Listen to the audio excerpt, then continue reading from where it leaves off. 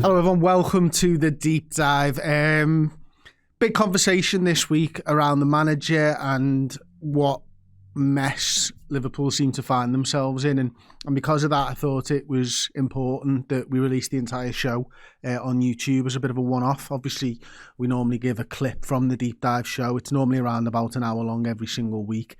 But I wanted you guys to enjoy this show in its entirety. It was a fantastic show, I promise you that. I've just come out recording it and decided to put it on YouTube. So yeah, hopefully, you like the discussion, because I think it's important to have these conversations, and I think it's important for not just Redmen Plus members, but for anyone who supported the channel over the years. So yeah, enjoy the rest of the show.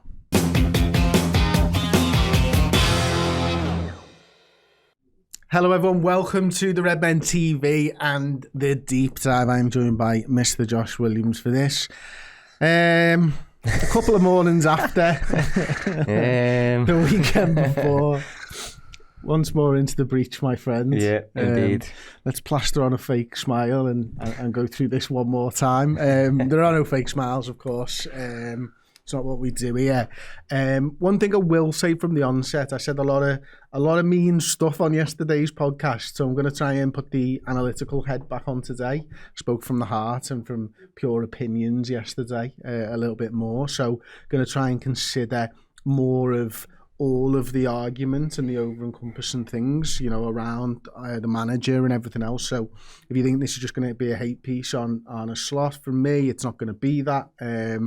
We'll find out Josh's opinions as we go through, of course. I wanted to start right back at the beginning of Arne Slot's tenure as Liverpool manager, Josh, because, you think about the sides that have had brilliant managers over the course of a decade plus, and, you think about Sir Alex Ferguson at Manchester United, you think about Arsene Wenger at Arsenal, and I'm going to include David Moyes at Everton because he was such a difference to what they've had either side of him, which is to say he actually did all right without, winning trophies, of course, or derbies, actually. But anyway, it's not a hit piece on David Moyes, this, because again, he's proven himself a good manager, if nothing else, this season. But I wanted to talk about, what we expected from last season. Obviously, win the Premier League, Josh, but, I think we all thought it was going to be a period of transition between Jurgen Klopp and Arne Slot, and what we were served up was nothing like a transition, really, was it? I mean, to be honest, I didn't overly expect much of a transition, personally. I was looking forward to it. I was, I don't want to say done with the Klopp era, but I was getting frustrated with some of the playing style habits, like, fast forwarding the game really quickly, randomly, a bit too much chaos and things like that. And I remember speaking about Arne Slot and specifically talking about how he's almost a perfect man to replace Klopp, in the sense that the stuff that Klopp was kind of getting wrong, Slot had the remedy for that almost. Slot was kind of, when you get, if you look at two managers and you think, right, he's all right, but he can't do that, and he's all right, but he can't quite do that. But if you were to combine them, you get something that was pretty special. I think with Klopp, obviously Klopp was special anyway, but what Klopp was missing, Slot kind of offered immediately, and just slowing the team down, being a bit more streetwise, a bit more controlling, I think really benefited Liverpool. And I looked at the squad that we had. We had a deep squad, 2 players for every position, goals, an established back line, a good midfield department. So I thought we were going to do quite well, personally, last season. I'm not sure it was a league win, but I didn't think we'd fall to 6th or something like that. And I think a lot of that, as I said, stemmed from Slot being an ideal guy to take over what Klopp was doing and just tweaking a few little bits. And so, do you think your opinion was shared by the rest of the fan base? Probably not.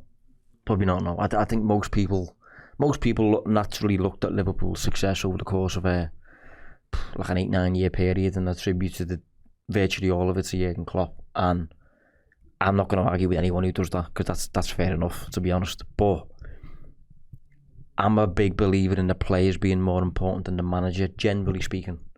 And So the influence that Klopp had over the course of the years got to a point whereby, you know, we were led to believe that Linders was taking all of the training sessions and Klopp was a bit more of a backseat figure, almost a bit of a sporting director vibe, weirdly, with like a bit like Ferguson was towards the last time as Man United boss.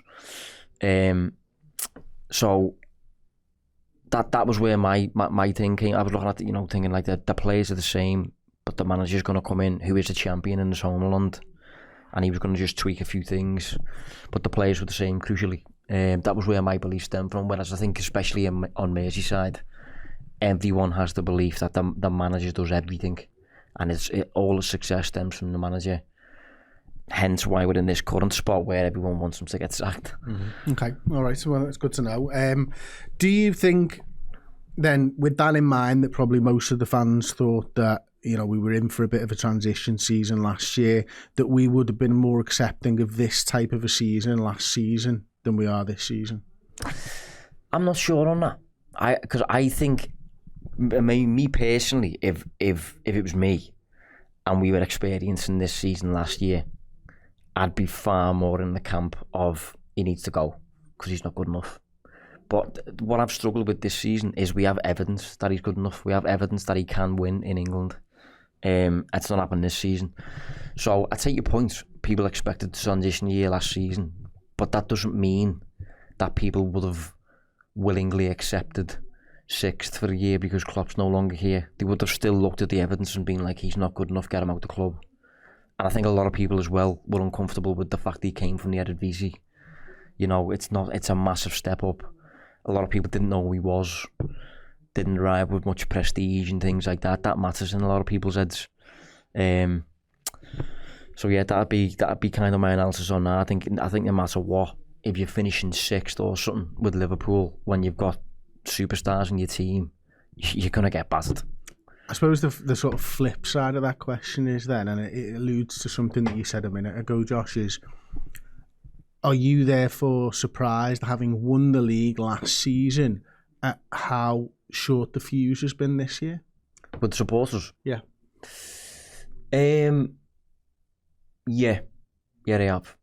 There's supporters who I'm familiar with, people who I've known for years and stuff like that, who went really early and I've had virtually very little faith in them throughout the entire season. And what do you think that's down to? I think a lot of it is intangible stuff, to be honest. I think there's tons of parallels between Slot this season and Klopp in 1 or 2 seasons. But because Klopp is Klopp, nobody ever questioned whether he might not be the man. It was just written in stone, just concrete, mate. Whereas with Slot, it's not the case. And I think because he's less inclined to attach himself to us, he doesn't have that emotional box ticked.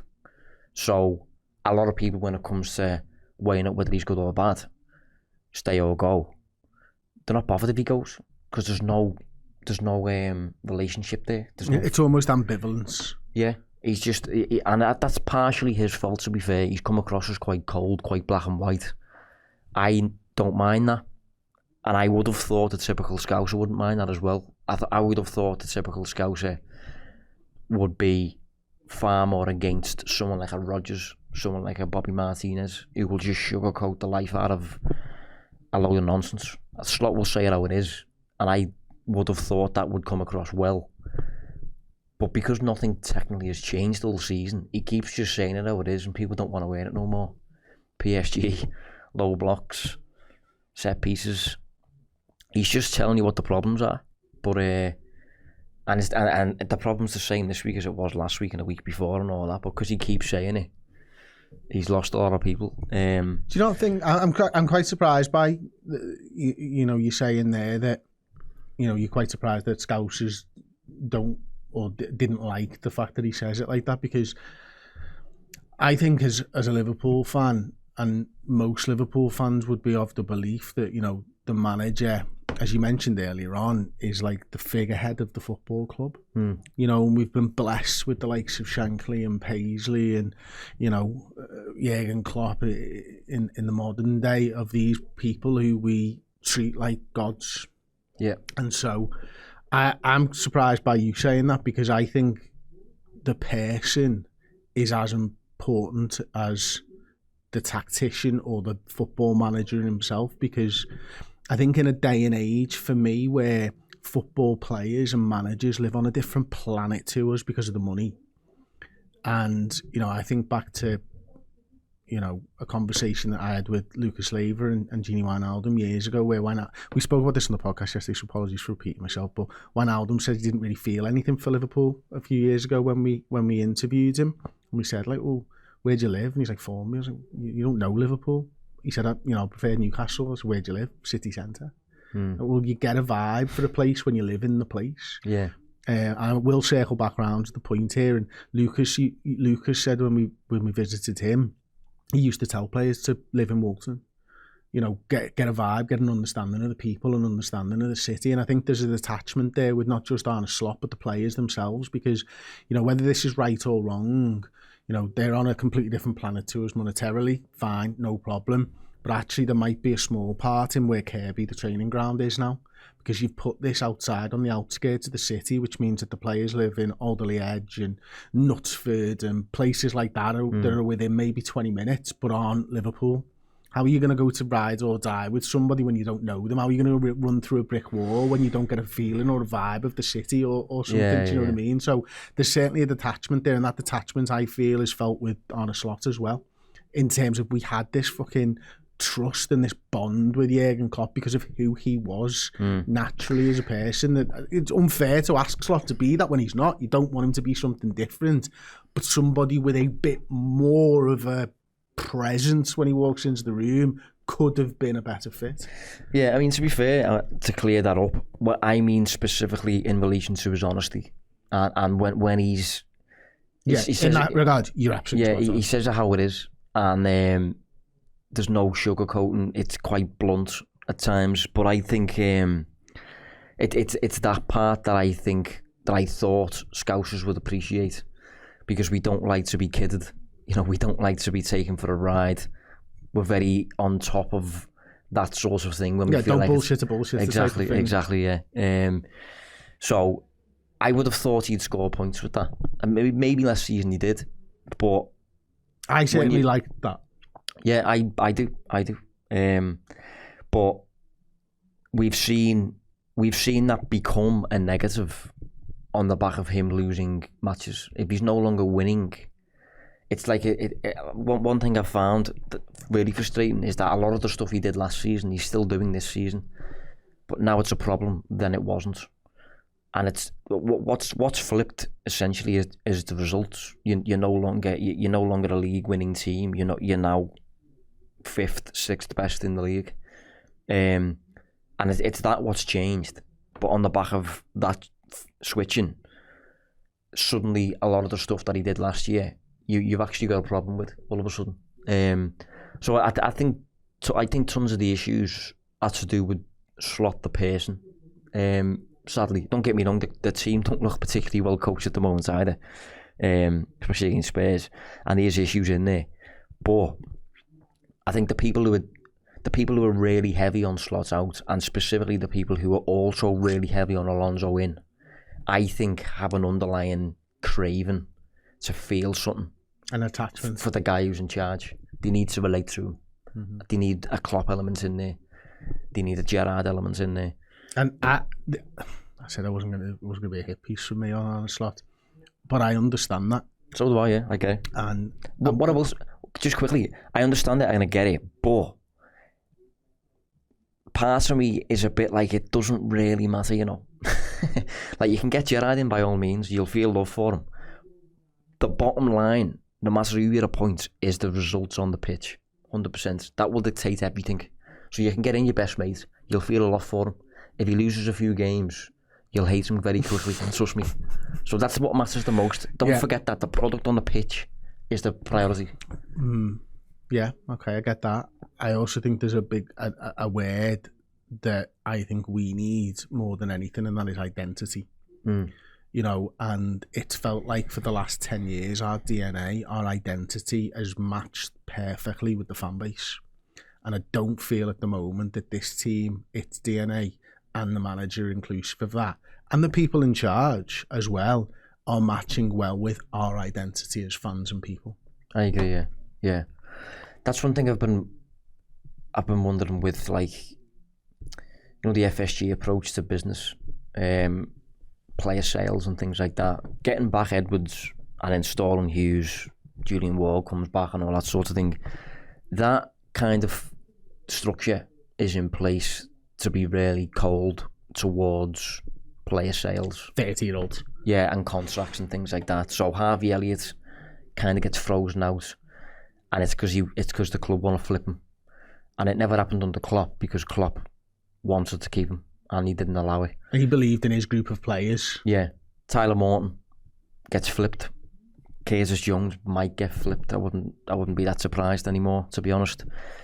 But that cold-hearted approach to, you're no longer of use to us, we will take a fee, conflicts with the family element that Liverpool really try to sell under FSG as well. So you've got FSG in This means more by Harvey. Yeah, exactly. There you go. Exactly. So from a what you want to portray in the media of what the club is versus what they're quietly doing in the boardroom with the suits. Those things are at odds, and I don't. It doesn't bother me as much as other people, I'll be honest, because I do think you need that. I do think you need to be cold. I do think Liverpool would benefit from that approach long term. But when it goes wrong, especially if the guy in charge, you don't feel too much for, it just snowballs quickly, and deck of cards just collapses, doesn't it? Absolutely, it does. Okay, well, we're really interesting start to today's show. Anyway, we're gonna move on then.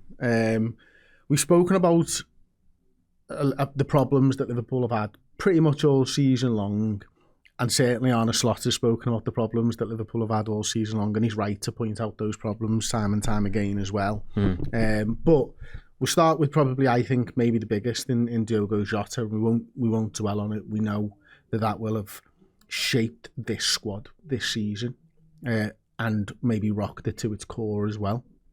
I think there is certainly an understanding of what collective grief can be in sport, and I've actually read a couple of papers on collective grief in sport and stuff, and I'm trying to think of somebody I can get in touch with and do a show on it. But collective grief in sport is essentially, if one person's struggling, then that can bring the whole group down. And there are studies done into it, and it's not just losses. It's it's people, it's career-ending injuries. It can be loads of different things that formulates that. So I think that's an interesting thing, but not a topic for today's show. Although it's a huge part, I think, of Liverpool's problem, and certainly for the new players coming in, who you would have expected, Josh, maybe they would probably think, bloody hell, I'm walking into the Premier League champions, and it's going to be an amazing, start to my career. The locker room's going to be unbelievable, and you walk in and it's mass depression. Almost must be incredibly difficult for new signings to integrate into a group when you haven't got that shared loss as well to even connect on. Yeah, I mean, a lot of the players we signed as well were quite young. Kirk has arrived 21, I think Vert's 22. The oldest was either Frimpong or Isaac at 25. So you've got young lads coming in there to an established group of champions, and they're all grieving. And they're grieving over a fella that you technically didn't really know. You knew of, obviously, but you didn't know him personally that much. So that kind of helped. And obviously the timing of it as well. I think I'm right in saying it was like right before pre-season, wasn't it? Like right before Salah was due to come back or something like that, and it got delayed or something. Messing pre-season, yeah. Maybe it had an impact as well on the signing of Hugo Ekitike.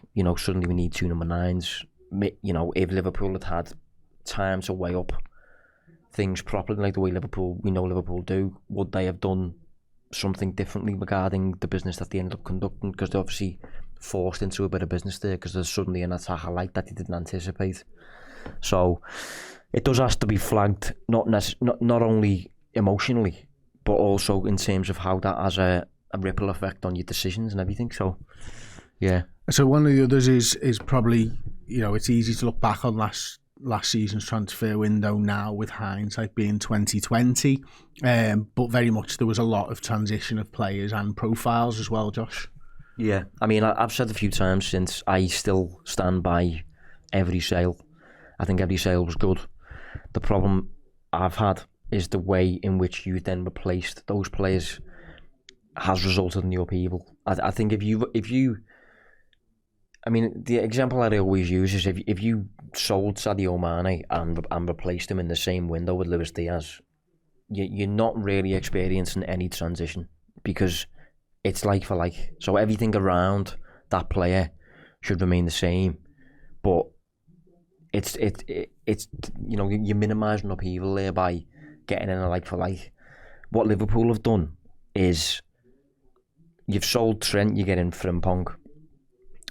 Attacking, yes, but a wing back, not a passer, very much a runner, wants to be high up, wants to be wide. Polar opposite to Trent in many ways. You lose Diaz, you replace him with essentially a 17-year-old, and you promote Gakpo. You get in two number 9s, they're both really expensive. For that reason, they both kind of expect to start. You get in Florian Wirtz, who's not like anyone. And Szoboszlai moves into a different spot as a result. The only like for like you've really had in there is Kerkez. Yeah.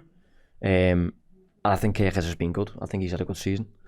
And Mamadashvili for Kelleher as well, I suppose. It's worth saying. But, yeah, that's another one, yeah. How much impact does that have? The games that Alisson's missing, it does have an impact, to be fair. But profile-wise, still a different goalkeeper. Yeah, but those shifts, the last time Liverpool had to do similar to that was Núñez's first season, and Liverpool struggled because Klopp went from Firmino to Núñez. And we've done it this year. Yeah. We've gone from Diaz to Ekitike. Yeah. A different profile of striker. Yeah, but if you've got one end of the spectrum here, the other end of the spectrum is Núñez, and that's Firmino in terms of what you're getting from a 9. Totally different. And it really did have an impact on Liverpool that season. It took Klopp until April to solve it tactically. And Liverpool have done the same thing in the summer just gone. Good individual players, but you've fostered a transition season. You've fostered change because you haven't signed like for like players. You've really mixed it up. Yeah, you've gone towards a number 9 who scores goals. You've gone towards a wing back who runs, for high flying fullbacks. You know, a poetic number 10 as opposed to an industrious one in Szoboszlai. Well, and yeah, I think you're right. I think you're absolutely spot on. But also, for me here, Josh, and it's in addition to what you're saying, you've changed fundamentally, I think, how the front three actually works. We spoke for years about that being the direction of travel with the front three, but it's not that anymore. And we're not seeing Salah, as we discovered a couple of weeks ago on the deep dive, get into this area as much. Add into the fact the waning powers of Mo Salah, and the front three is made up completely differently because of Hugo Ekitike, and because you're playing Wirtz in a 10 role and he's popping up all over the place, and it takes time, and all these relationships that we had for years, where we could consider Trent Alexander-Arnold to Mo Salah, absolute given. Robertson to Mane or Diaz and now Gakpo, it was a given. Those relationships worked really, really well. The makeup of the front three worked really, really well. We've moved another step away from that this season. So, personnel and profile problems, potentially personnel being, we get rid of a lot of players and we bring in a lot of players, and then you can question the like-for-like profiles of things as well. Obviously... Well, if you look at the pressing side of that as well quickly though, like what you've done is you've gone from Jota or Núñez, Salah, Szoboszlai, Diaz, to Ekitike, Salah, Wirtz, and Gakpo, or potentially Rio. It's just far more lightweight, far less industrious, and far less suited to being horrible to play against. Well, you've gone from a gang of workers to just a bit more on the luxury side. Absolutely, and yeah, again, we know Mo Salah wasn't asked to press last season, but this press I think you will have seen Monday Night Football. I'm sure Carragher doing some good analysis as he always does. But I would argue it's not a press. I would argue it's a block at best. There's no desire, I don't think, to get the ball back. It's more a desire to be a bit of a nuisance. It reminds me of Rangnick's comments a few years ago. I don't know if I've ever said that to you yet. Ralph Rangnick a few years ago, when he took over Man United, went viral for saying something along the lines of you can't do a little bit of pressing. What is a little bit of pressing? You're either pressing or you're not. It's like a little bit of pregnant. You're either pregnant or you're not. Is that what Ragnar said? Yeah. Nice. It's a great line. Yeah, he went viral for it. And that's been the case with Liverpool this season. I'm watching us and I'm thinking, you're not trying to win the ball back. This is a little bit of pregnant. This, I mean, one of the visitors we've got for the show dictates it and showcases it, but a lot of the time you've got Gakpo tracks back a bit, but sometimes it looks a bit like that. Yeah, it's like two teams. Like some of them are high pressing, some of them are sitting in a block. It's it's like there's two different coaches. It's like we've got two coaches, and one of them's going I want you up there, and the other fella's in a different room, saying let's just keep our shape in the middle of the park. So, yeah. Okay, to carry on through them, we won't dwell too long on the injury side of things because I think everybody knows, but if you do want to look at my screen now, I do have the transfer market stuff up. Obviously, Alisson was missing for 5 games. At one point, Leone, we know, is missing for the rest of the season. Joe Gomez has missed a few games. Jeremy Frimpong's had, 3 spells out. Conor Bradley's been missing for a huge swathe of the season. Endo, Bajcetic, Florian Wirtz missing and quite hasn't got back up to the speed that he was up to before that injury and stuff as well. So, and Alexander Isak, we know, and Ekitike's missed a couple of games. So there's been a lot of injuries and stuff as well there, hasn't there, Josh? That, the managers had to flip things around at right back, which has an impact on the midfield and the wingers and everything else. Yeah. We've talked about the style of play league-wide many times, and I was maybe not anticipating this change. Our style of play we've talked about with the forwards, the Salah drop-off's been a thing. Trent's probably leaving to hurt us more than we probably thought possible. Is there any more that I've missed there from the general sort of complaints week in, week out? No, I think everything you've covered there though is reason to almost get behind Slot, because I think his job quietly has been really hard before those reasons. Like let's say one of your potential solutions is, right, let's test out a back 3 then. Well, you can't, because for most of the season he's had 2 centre halves. Yeah. Because one of the guys you bought, ACL injury.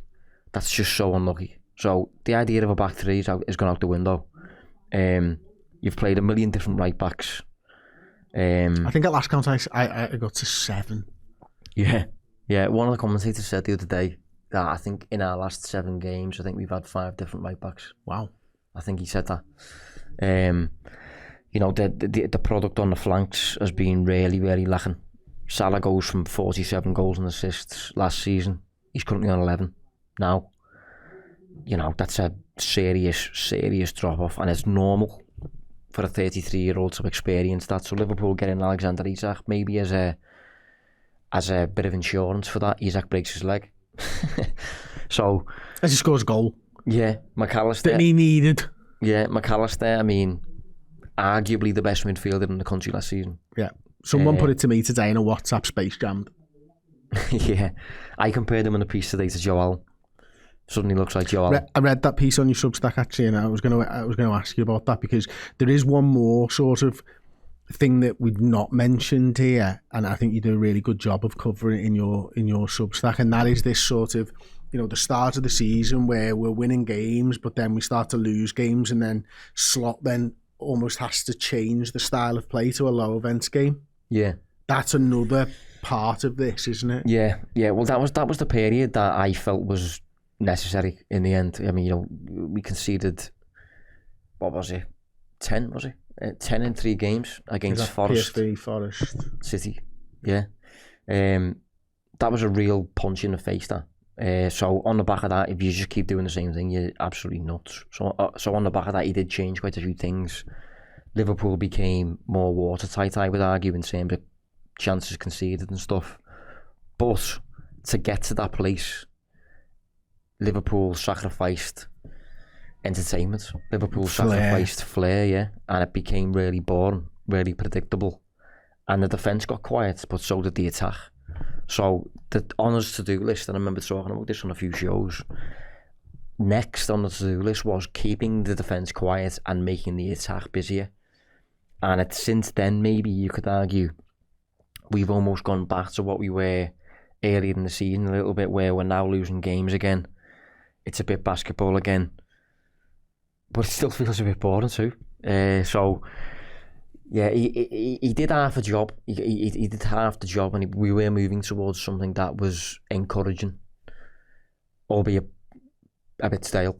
But just as it started to get to the business end lately, you know, it's gone back a little bit, and it's gone a little step back or two. Yeah. We're going to talk about pressing. We'll come back to sort of summary and where we are with slots and everything else, although everyone knows where I am with slots, so I won't go into that again, but I will ask Josh where he is, of course. So we're going to bring up the first graphic now. This is from 5 minutes 22 seconds into the game yesterday.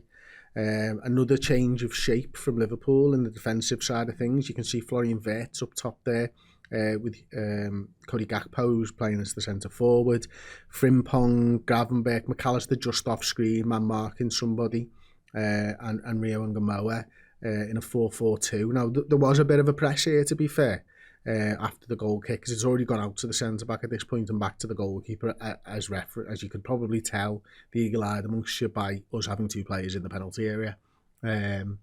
Otherwise, that wouldn't be allowed. So, but again, it wasn't a heavy press, and, you know, quite rightfully so when there's three players there. But, you know, 4-4-2 press there, utilised in the first half, certainly. And I thought utilised all right, actually, at times. And that mainly, the main talking point for me is, this is a very much something I don't think you can do with Salah in the side.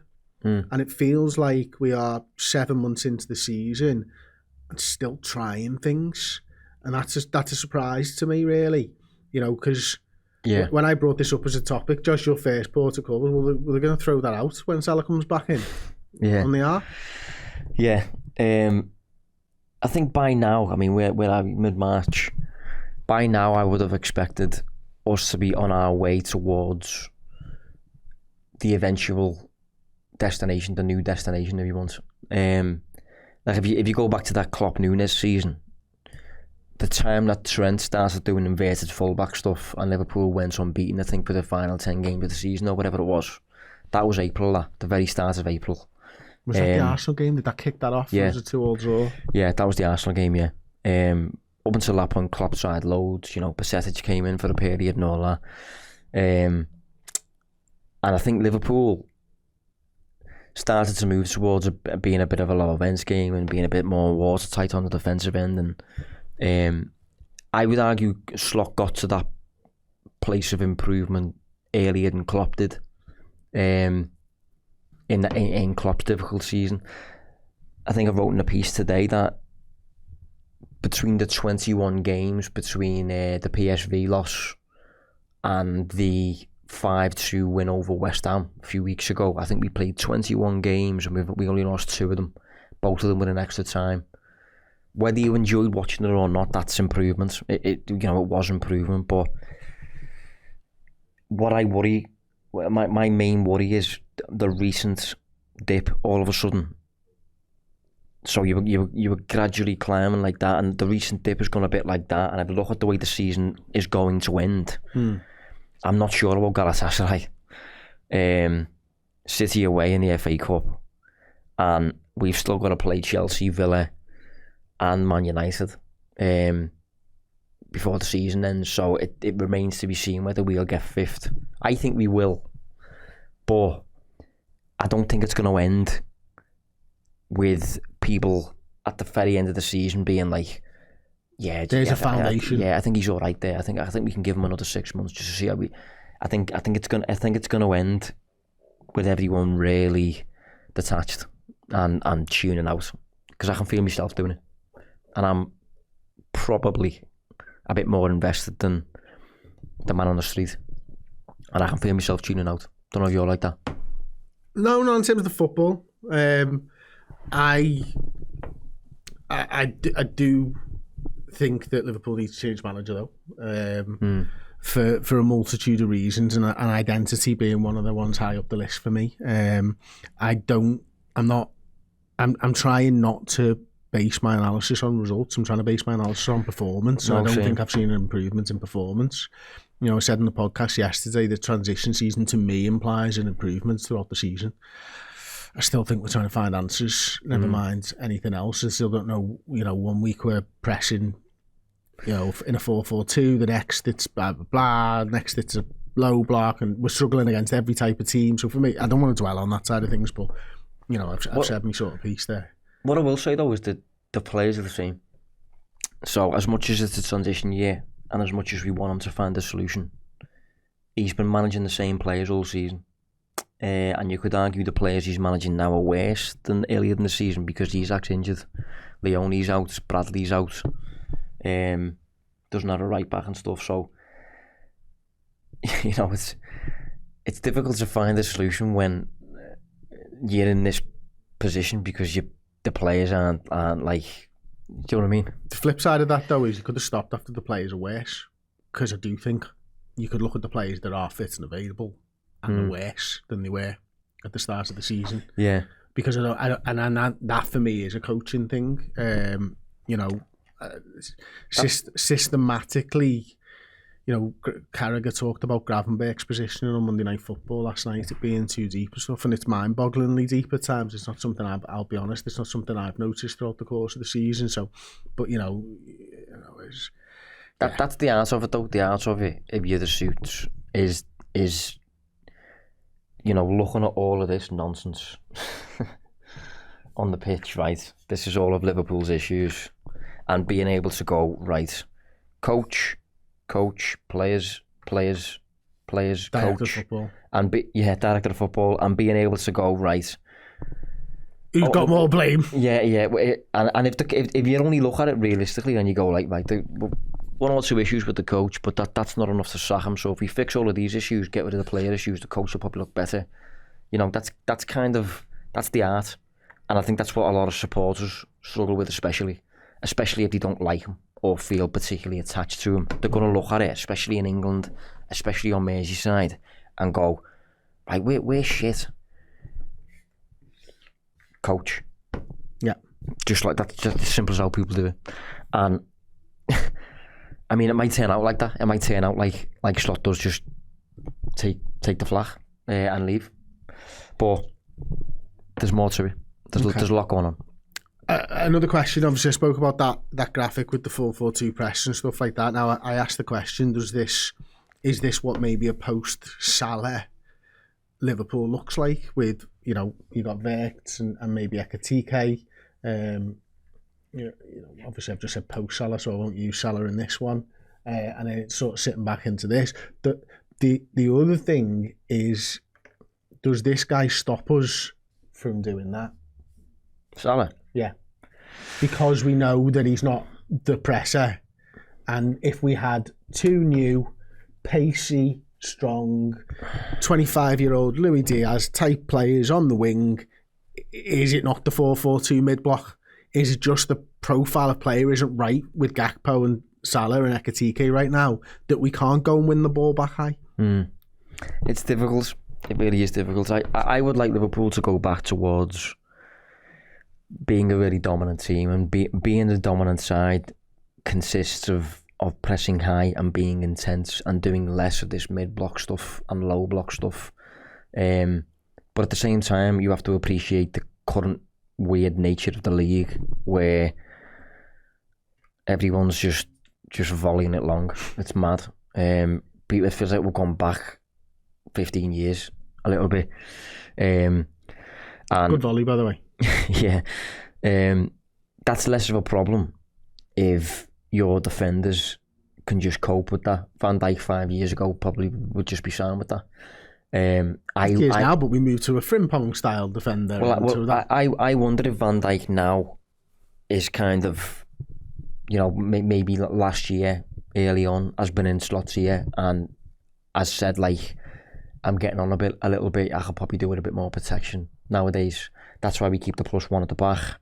That's why maybe we drop into a block a bit more when the high press doesn't work or whatever. But I think for Liverpool to get back to a point where we're dominant, surely it has to consist of going back to that philosophical standpoint of whoever we're coming up against, within reason, obviously, especially at Anfield. We go, and it might be man to man, and it might leave Van Dijk and whoever his partner is, you know, 1-for-1 against whoever it is. But the Liverpool I know and love, I really like that. Are bold, you know, brave and all that. And that's identity. That's that word again. Yeah. You know, and that is our identity. Proactive. Liverpool, at their absolute worst under Klopp, at the very, very least, were proactive. Constantly proactive. This team aren't. Sometimes it's very passive, it's very reactive. It's sleepwalking, certainly against Spurs. Klopp was brilliant at convincing everyone that we decide what goes on. It's on us. You take responsibility. Some of that's been lost. It certainly has, and listen, you know, I think that's a massively important part of all of the discussions around the manager, and not just the manager, but maybe the director of football as well. We're going to go on to another graphic now, and this is sort of showcasing what you spoke about before. But do you want to talk us through this one, Josh? Yeah, so this is from a Substack piece that I've referenced a few times. This is the Spurs goal that we conceded from. By this point, he's obviously made a fair few subs. There's a lot going on. It was a bit end-to-end, a bit nuts and stuff like that. But what you can see here, have we got both of them? No, just this one. Right, so in the piece, I highlighted half a team there playing a bit of a mid-block kind of vibe. And then just look at the three forwards. Like, what are they doing? Why are they there? That's two different teams. That's one group of players focusing on staying compact and keeping a mid-block, and the other three players are just like completely detached, kind of high pressing. I mean, look at the space between Ekitike and Nioni. Like that's just way too wide.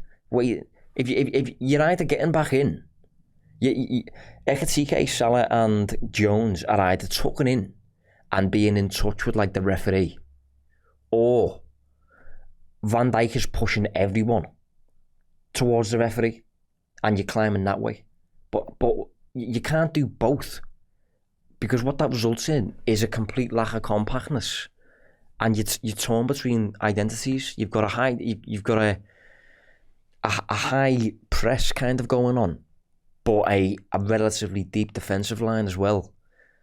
It's an absolute nightmare. I mean, there's more for me on that as well. I mean, for a start, if the three people are inexplicably pressing high, they're not.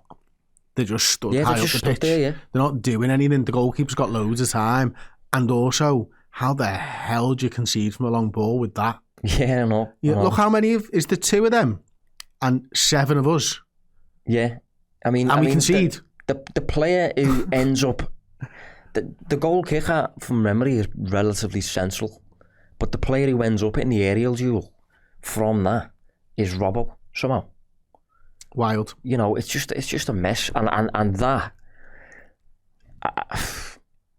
some of it is player related, but you have to look at the coach there and go like, you know, organise your team, mate.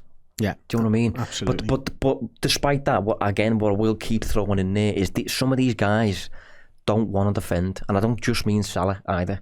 Ekitike, if we get a new coach, the new coach has to throw a rocket up his backside, basically, as if to say, like, defensively, quietly getting away with a fair bit, I think. But as product in the box, you know, scoring goals and things like that, you're more willing to accept it. But, you know, quietly, you have to defend as 11 players. There's no... Salah last season justified being a bit of a cheat. Fair enough, sound. Messi, fair enough. I think it was Klopp who famously came out and said, unless you're Lionel Messi or Cristiano, you have to defend. And it still firmly applies. But Liverpool have, the midfielders are chasing shadows, and a lot of that's because of what's going on in front of them. There's just no protection at all, and it spirals from there. Yeah, absolutely. Okay, well, we're going to move it on again. I'm going to bring up my laptop this time around. Something I mentioned on the podcast yesterday, but didn't go fully into it. I talked about the handover from David Moyes to Roberto Martinez. So this is the league table in 2012-13. You just highlight Everton here. They scored 63 points.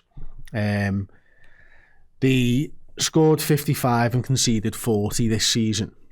In the following year, when Roberto Martinez comes in, they go up a place to 5th. They score 9 more points. Did I say 63 points last time around? Similar sort of defensive goals against numbers, increasing the goals for, end up doing really well. And that's with a really poor end to the season as well, get their 72 points. And that for me was when Martinez struck upon this well-drilled Everton side under David Moyes and just added how to play football. Yeah. And that first season for me, as a Liverpool fan looking at them, was thinking, oh, they've got something here. Like, it's that shared knowledge of how they need to defend, that we've done this for years, and then he's added something. And then go to the third year as well, and you can see they're not in the top half of the table. They drop down to 11th. That's a 26-point deficit to the season before. They go 47 points. Stop being able to defend, consequently stop being able to score. And I just wondered whether there was something, it's been rattling around my brain for a while. Is that what we're sort of seeing? Is what we saw last season the perfect thing of what you said at the beginning of the show, Josh, where the intensity, the fitness, which we've not even spoken about and is a big problem in my head. Yeah. Everything that was ingrained into Jurgen's squad that didn't get changed, just had someone to add a little bit of stardust last season in Slot. And have we gone too far the other way, where now we're a little bit more to Slot and we've lost that identity, we've lost that DNA, that fitness, that drive to get the football back, and now we're seeing probably a little bit closer to what Slot's ideal football is, albeit without maybe all the players that he would have. That's the difficulty with it. I think there is definitely parallels between them. I would associate Roberto Martinez with being a possession coach. I would associate David Moyes with the opposite. So it goes back to what I said earlier. So if you combine them and create one manager out of them, so he'd be a very good manager. So as Liverpool move towards Martinez's game, they become a bit softer. They become a bit more expansive. Liverpool or Everton? Sorry, Everton. As Everton moves towards Martinez's game, they become a bit softer, a bit more expansive and stuff like that. And Liverpool have navigated a similar journey where we do look softer, we look mentally weaker, we look less fit, less watertight, and more hopeful of what's the word? When something's perfect. Like a dystopian, is that the word? No? Like ideal, and a perfect kind of environment to play, which is just never going to happen especially not in the current Premier League. But what I will say on it, and I keep coming back to it, is how much of this drop off, this journey, has been dependent and decided by the players versus the manager. I think the manager is definitely responsible for a lot of it. Probably gets the sack on the back of it and stuff, but the players play the game. And a lot of what you do as a manager, a lot of your system and everything is dictated by who do I have available. It's the manager doesn't kick the ball. I am very much in that camp. And I understand that, and someone been very vocal, one of my mates, Sam Walker, on Twitter about it being played. Yeah, I've seen it. He's very vocal, Sam, fair play to you. I know, all the best, mate. But no, there's points in there, of course there are points in there. Yeah. Because you're right, the players play the game, and, again, I'll reference your Substack. Aaron Briggs was the set-piece coach, Josh. Yeah. And now he's not. Yeah.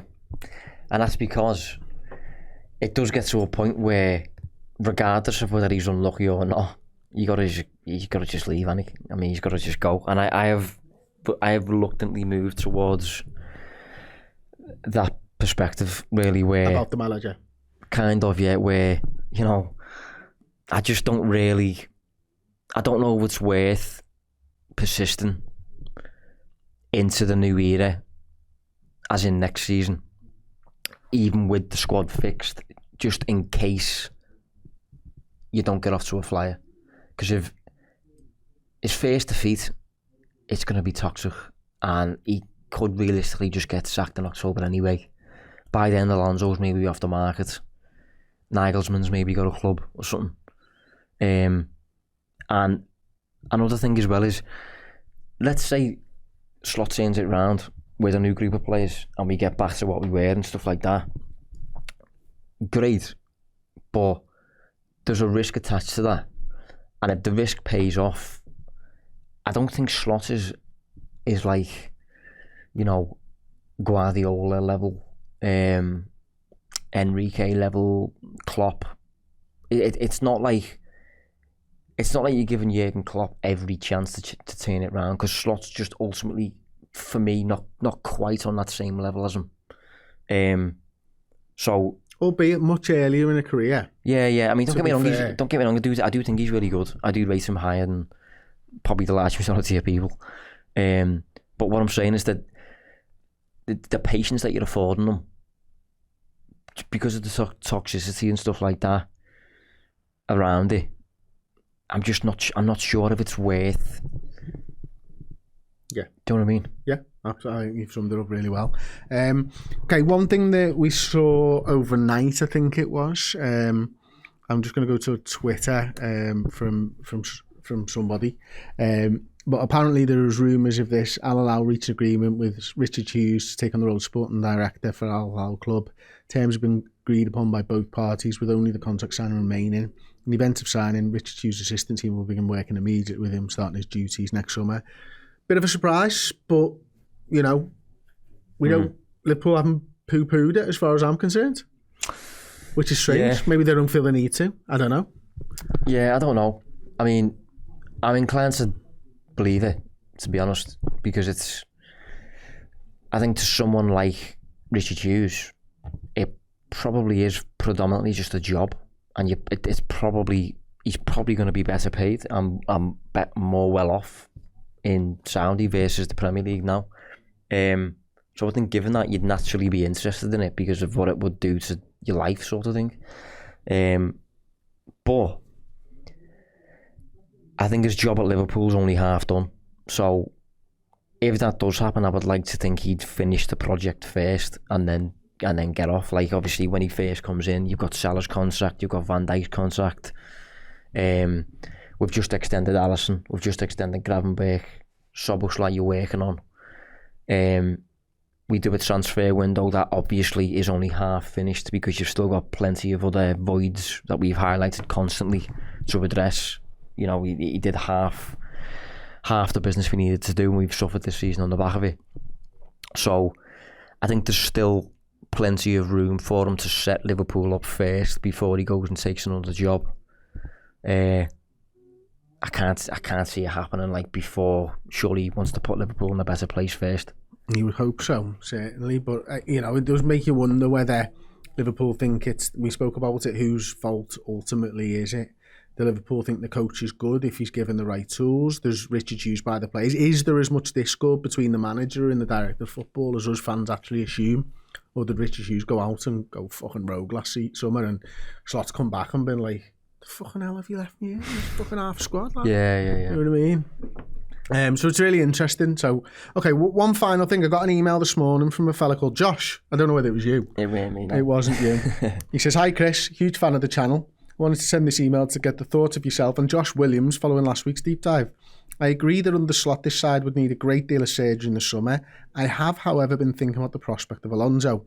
I have attached an image of the potential lineup under him and do really think we may need a lot less signings potentially. His system at Leverkusen almost seems exactly what we have been signing for.